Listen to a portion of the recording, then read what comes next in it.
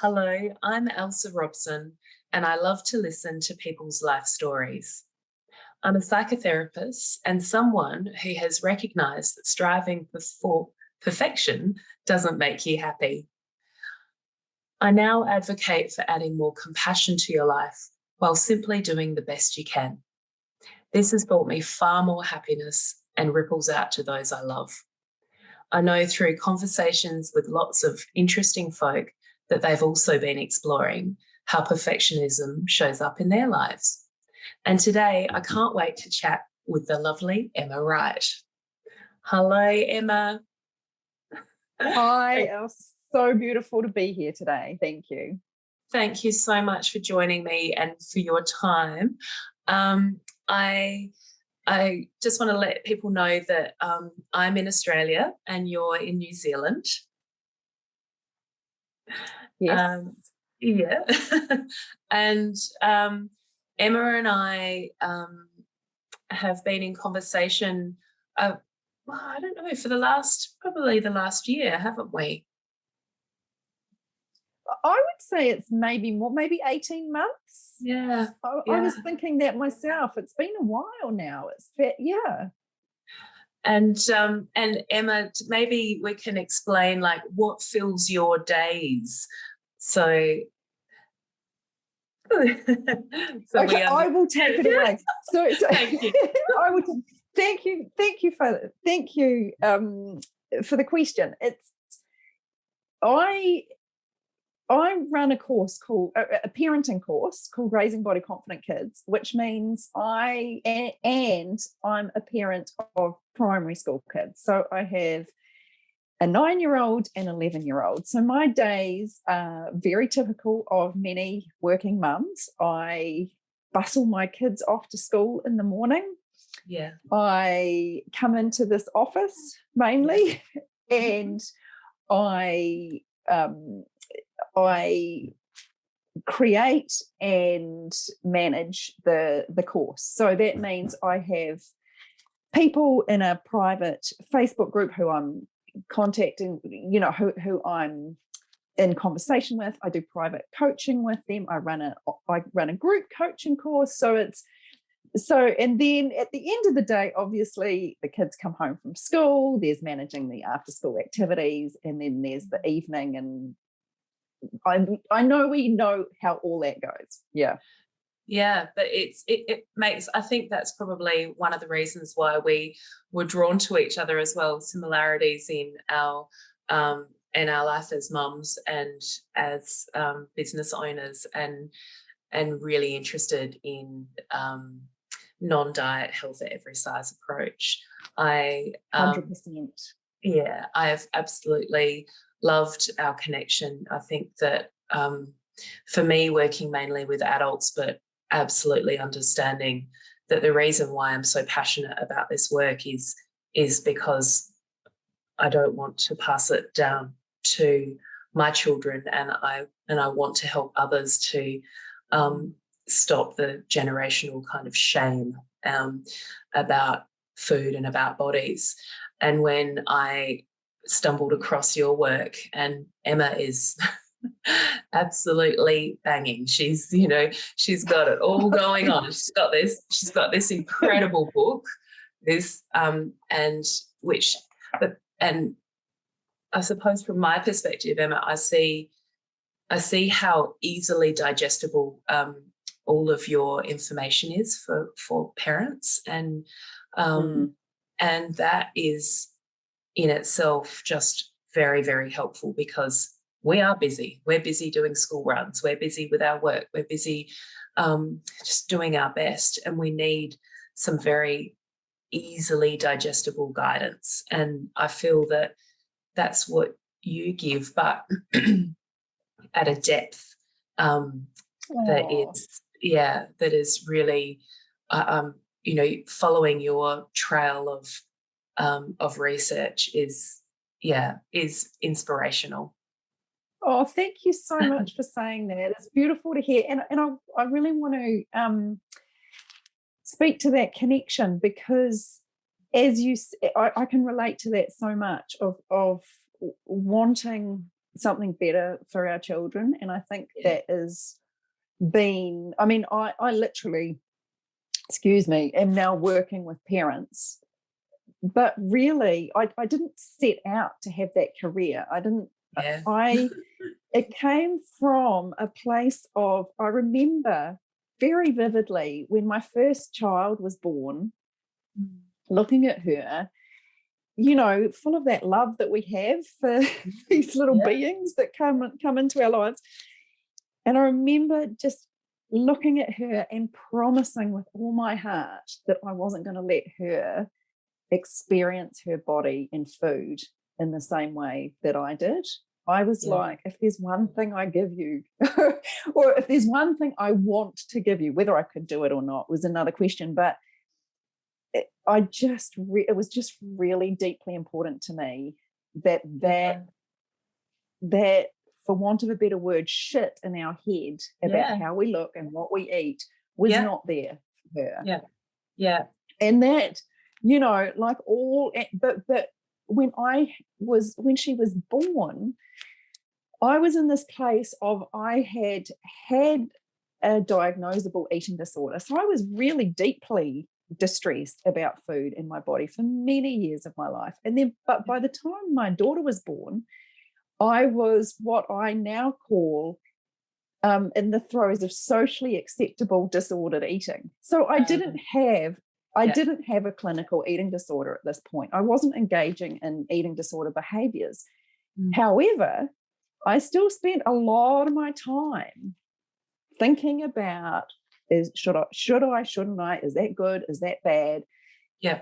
In the pretense of health, under the pretense of I've got to eat the right healthy stuff in order to make my body feel acceptable to me, which it never did. I could never quite nutrition my way into feeling good about myself. That was, I think, the fundamental lie I had believed, was that if I ate a certain way, I'd look a certain way, and then everything would be fine. I wouldn't think about food anymore. I'd just kind of get to this place where it would all just kind of be fine. So this promise that I made to this little girl was really based in this idea that if I can't nutrition myself into feeling good about myself, I'll make sure she can. You know, like I will feed her healthy. I'll make sure she exercises. I'll make sure she knows how gorgeous she is. And that will make this thing go away for the world. Because if I can't get it right, I'll make sure she does. And that very, very quickly went really badly. You know, like really badly, like food fights, battles. She wasn't interested in the green fritters with vegetables hidden in them. And, you know, she wanted, she wanted to eat differently to how I wanted her to eat. And she had her own choices, her own food. She had her own choices. I had assumed that if I fed her healthy, restricted sugar, did all the things we talked to do, she would end up slim. And that would be the inoculation for feeling bad about. And she didn't end up slim. She had her own genetics and her own body that was far more powerful than my desires for her. So which made me even more frightened. Like, oh my goodness, I'm doing it all wrong. She's going to have a terrible body image because I'm not doing the right parenting job by giving her slimness. Oh my goodness. So, but then I had this real kind of heart-stopping moment where we had, which we rarely had in the house. We had sweets in the cupboard, which we didn't have very often because I was in this, sugar's bad, limit, restrict. And I walked into the kitchen and there she was shoving these lollies into her mouth. And she looked up at me, and this is a 7-year-old girl. She looked up at me with this look of intense shame Mm. on her face. It just, Oh. it was so awful, but it was such a wake-up call to me. It was such a wake-up call to me. She had this shame and this fear, that goes with shame on her face. And I was just like, holy shit, everything. For some reason I'm doing all the things, but she's going down that road even faster than I did. I know many people relate to experiencing shame about their body and food by the age of 7. That was not me. I was a bit later in that journey. But it really struck me that, oh my goodness, my daughter is already feeling shame about what she eats. And that really was a wake-up call to me to go, I made a promise to that girl. Do you know what? Like, I promised her, and I'm not doing, I'm not doing. So it really was a case of I need to really do something different here, and realizing that I had no access to know what to do differently. I just already thought I was doing what you should do, Well, they're all the healthy food, do all the exercise, praise their beauty, all the things that we're taught. I was doing all those things and it was going wrong. So I didn't know what else to do. But what I did,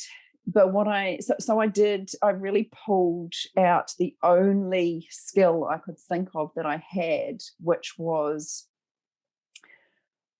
because I've done a master's degree and I did research papers, as in understanding how to read research papers. I did have that skill, and I went, right, I'm going to just see if there is information out there that is different to what is in the general world. And I love that. Honestly, I was really prepared to go back and do a PhD, because I really did. I was like, there's probably nothing, right? Because the messages I've been given seem so set in stone and so pervasive that I was like, no one could have done anything in this area, right? And then oh my God. You'll get this. I was so deeply shocked by the quantity and quality of available information that had a very, very, very different message. I was literally dumbstruck, like 80 years of data going, don't restrict, don't praise the beauty, give them agency over what they eat, like let go. Your body, your child's body has an incredible ability to eat what it needs. We don't need to get in there and interfere. So I was so and that journey was immediately liberating to me personally. Like, honestly, I went from that disordered eating world of managing and controlling and trying to get somewhere with my body so I could enjoy it to this. I didn't know what it was like, or I hadn't remembered what it was like to be a human being who could get up in the morning and not think about food or my body. Like, I'd think about actually interesting stuff, have space. Have space. I could have space and have thoughts about stuff like, how can I contribute to my kids, or what am I going to do for work? Thoughts that aren't just, oh my God, what am I going to eat for breakfast? Am I going to fit in my jeans today? And to all of a sudden think about food in a nice way, like, oh, what do I feel like eating? Oh, I'm hungry. What's in season? What's in season? What haven't I had for a while? What should I cook for dinner that would be nice and satisfying? And eating and going, oh, this is not really satisfying me. I'm going to leave it and have something else. Or even if it was the highly nutritious, dense soup that I thought was going to satisfy me, so that was the first step. And then that quickly turned into very, very different parenting tools for me that, that led to suddenly the food battles just kind of disappeared. The conversations we had about bodies were completely different. Yeah. My fear of her feelings about her body completely disappeared.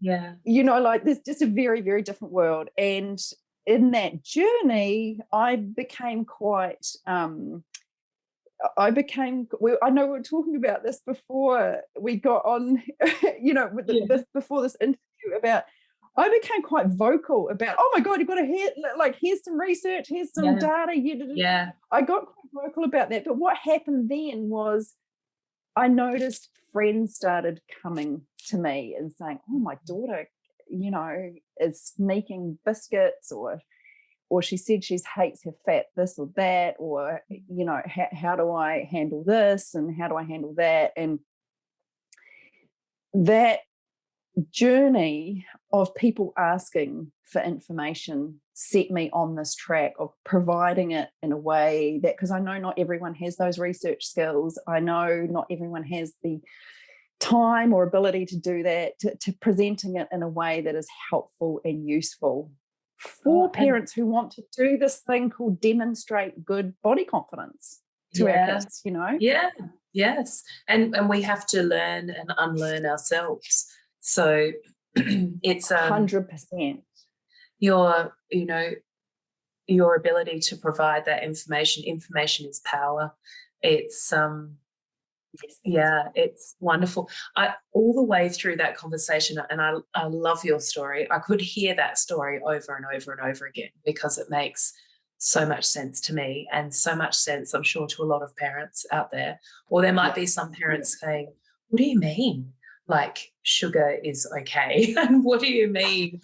Because I understand that there's going to be people out there that haven't even stepped off the path yet. And so this is an invitation to you that if you'd like to learn a little bit more, then Emma's platform, Emma's book, Emma's information is really helpful to start off with, but just inviting you to have a read.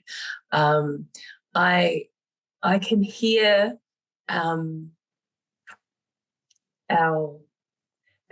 the perfectionism, of wanting to be, in the perfect body and be the perfect mother and have the perfect children and have the perfect life, all the way through that, and which I know is so familiar for me as well. And I wonder, so how, like, when that, you notice that perfectionism, obviously, because it smacked you in the face when that moment in time where your daughter was feeling shameful for eating sweets. So how did you? So so perfection. I love that you bring up the topic of perfectionism, because it's such an ongoing journey, isn't it? It's like the perfectionist in me often gets to that point of going, I've got to perfect being imperfect now. Like I've got to do that perfectly. I've got to be all over imperfection. Look at my flaw. Look at my flaw. That's right. And it's really challenging. Like, I think it's a very common trait for people who have had an eating disorder, or even if for people who haven't had a clinical eating disorder, who have very disordered eating. Yes. Control and perfectionism is a very common trait and a very shared experience. I would say. Yes. And or I understand, and it's not something that I think you ever kind of overcome, or this is my experience.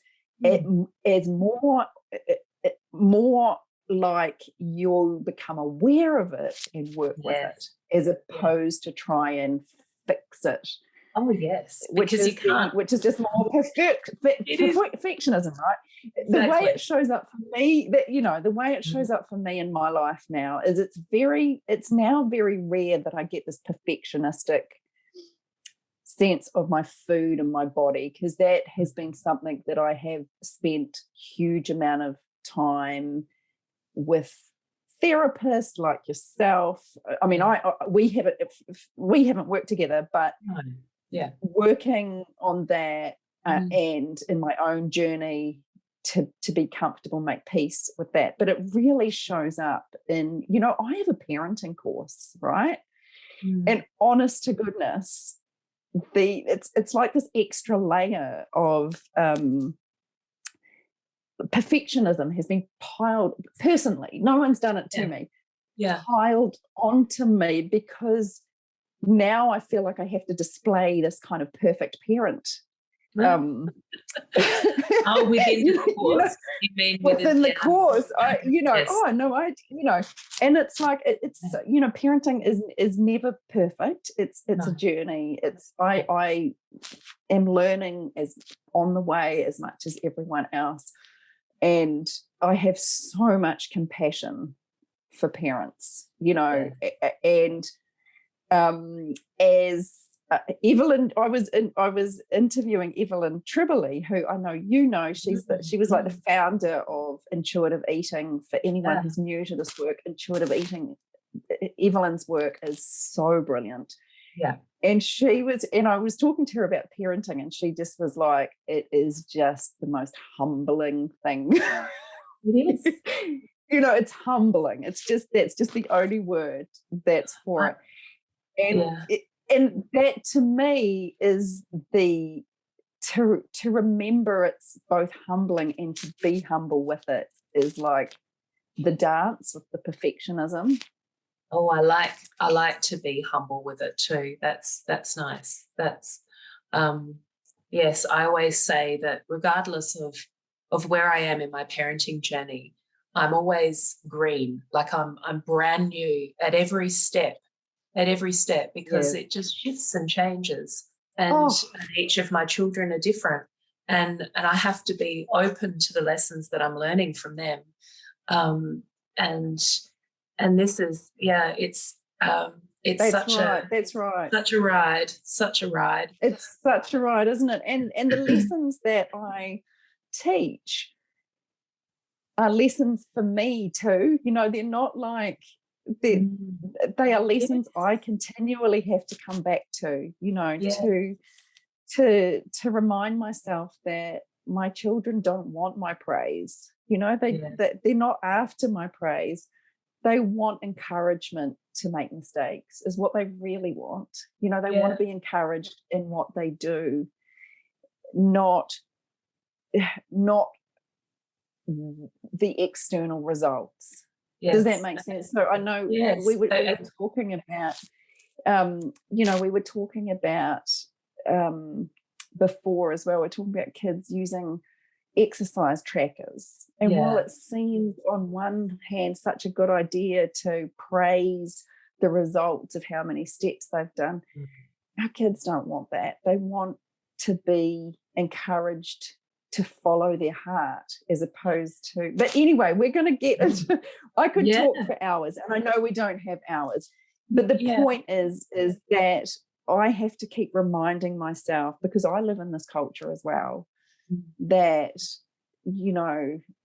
that our kids have in them the ability to eat what's right for them. They have in them the ability to fail and do hard things and come back up from it. They have the ability to speak to their friends without us telling them what to say. They have, and trust them.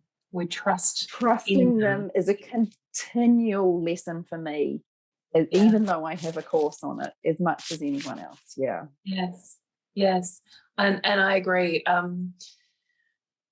Yes, in my work too, I learn just as much from my clients as I hope they do from me. It's an exchange. It is an exchange, absolutely. And And compassion is an antidote to perfectionism.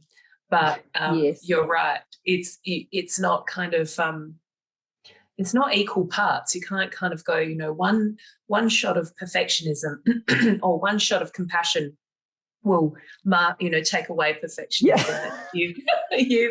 You've just got to keep doing this dance. And yes, yeah, and I think maybe I could ask you a little bit more about compassion. Like how do you use compassion within your life? Oh, that's such a great question. I'm going to start. I have two ways really spring to mind. So first of all, I have had to learn a huge amount of self-compassion, not just for the impact that the behavior I had around food and my body had on me personally. You know, like it was really, I went to a really dark place, and that was, and I have had to learn to be very compassionate with myself, that I wasn't doing that in order to intentionally hurt myself. Yeah. Even though it may have looked like that on the outside, it really wasn't like that. And I have huge compassion for the fact that that was my journey. Yeah. And I still have to have compassion for that. So there's that self-compassion piece. And then I have learned that compassion is one of the most important things I can bring to my business. Like, no parent comes to me saying my child hates their fat legs without feeling some level of guilt, vulnerability, shame, because I was there. I know that. I was like, I thought I was doing everything right, and to learn that, and the hard thing is to learn that some of the things I was doing were not, it wasn't my fault that she didn't like her body. I really get that, but I did contribute, and that's hard, you know. And I contributed with all the best intention, with absolutely all the best intention, and we have to have huge compassion for ourselves, but we also need people in our lives who have compassion for us in that too, because that's missing a little bit in parenting circles. Like, oh my goodness, you go into some parenting forums and someone puts a Disney sticker on their kid's lunchbox, and it's like, you have just ruined your child forever. you know, like it's your fault that they're a capitalist. It's your fault that they're, you know, and it's like, we need compassion for each other. We do not need a voice that says, you are wrong, you're bad, you shouldn't have done that, you know. And that's right. And it's very challenging to learn. Like, I know this myself. It was very challenging to learn that some of the things I was doing were things that have a direct negative impact on my kids' ability to have a good relationship with food and to feel good about their body. Yeah.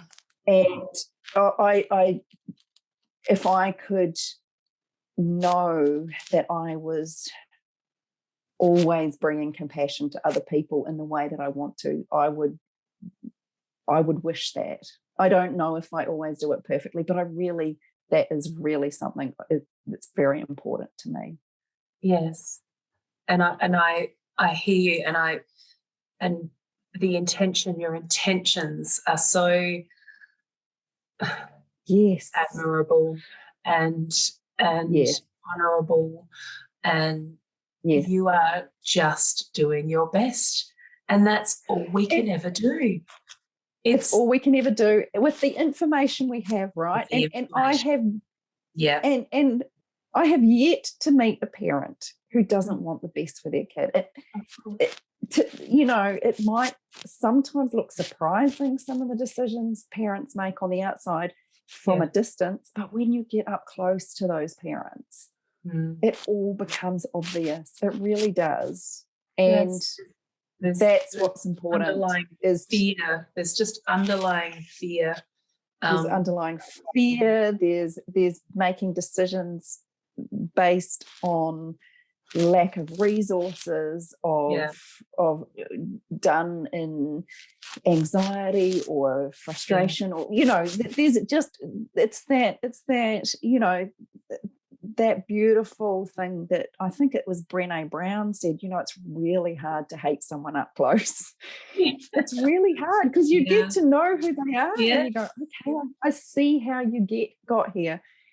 And I think bringing that compassion to parents is really, really important. I've loved this conversation. I think that of course we're just scratching the surface. We could talk I could talk to you for hours. and it's so wonderful to have another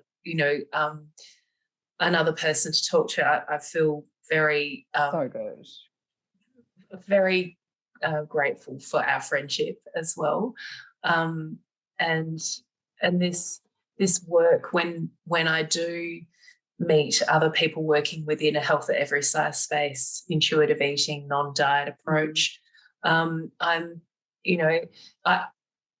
just feel this kind of energy and connection. It's we're working within a space that is it's like crossing over, you walk away from the dark side and you're in this most compassionate, loving space.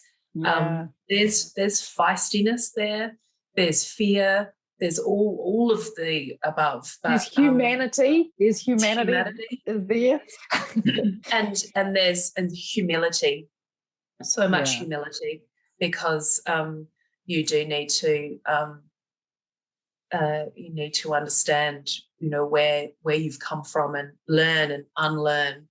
And I'm so grateful for. I know that our discussion about perfectionism and compassion, it feels really a little bit clunky, in the context of what we're doing, but it is at the core of it all. It's at the core. Absolutely at the core. Absolutely at the core of it. Yes. Emma, we'll have to finish up today, but I'm going to provide all the links. I know that you're doing one really exciting. You've just begun an offer I'm so excited for you. Please, can you tell us a little bit about the schools? Thank you so much. Yes, I have a new project that's very exciting to me, and as you say, it's right at the start. So I don't have any schools that I have actually put this through yet, but that's the work for this year, and it's about getting my parenting program into as many schools as I can, and at the same time as doing that, providing an opportunity for schools to raise money. So it's really about a benefit to the school and to the school's community for in an area that is so needed in school parents at the moment. Body image protection, eating disorder prevention, how to deal with screens. There's so that our kids don't get sucked down into some of the dangers that are present in screens, and instead use them really powerfully. So it's got so the idea is that the schools promote the program to their parents, and then they raise money by doing so. It's a win-win. So it's that you can find out, it's so a win-win. It's such a win-win. Fundraising. There's something really powerful and helping the community. And there's something really powerful, as you know, about a group of parents in a community learning this stuff at the same time. It can feel really lonely to be the one who knows what's up in research land when you're the only one who's got access to that. But when there's a group of you, it makes it far more bedded into your community. Yes. I'm so excited. I can intuitively feel it's just, we'll look back on this interview in years to come and say, do you remember when you first launched that that thing? And it's like, oh my goodness, this is I know, really, that'd be fantastic. I'm really, and I do love all your pieces of information in there. As you said, it's not just about food and body's cues. There's all of the outside influences that come into play, and as so parents get so confused, and it's so tricky, and there's people telling us to do it this way and this way and this way, and I know that your book is also it's an invitational approach. So for anyone that is kind of feeling a bit like anxious or nervous that this is completely outside of what they hear in the media about what you need to do for your children, and that sugar is bad, and that they need to eat healthy foods, and I just implore you just to have a look, because it is invitational. You can take the pieces that make sense to you. You can go at your own pace.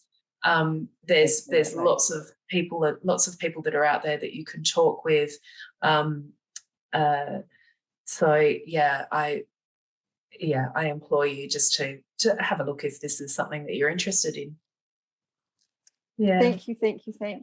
Yeah, it's so true, and it's absolutely designed to be, short lessons to be listened to while you're at soccer practice, or really designed to fit into parents' lives. And so much of the feedback I get is, people come into this course because they have a body image concern or a food concern, that they end up saying, gosh, I've stopped fighting so much with my child, and getting them to bed is just now easy, and getting them to make their own lunch is suddenly just happen. So it's very broad. It's not just I love it. And well, thank you so much, Emma, and thanks for entrusting me in this conversation, being one of my people that I interview. I'm so fortunate to have you in my life.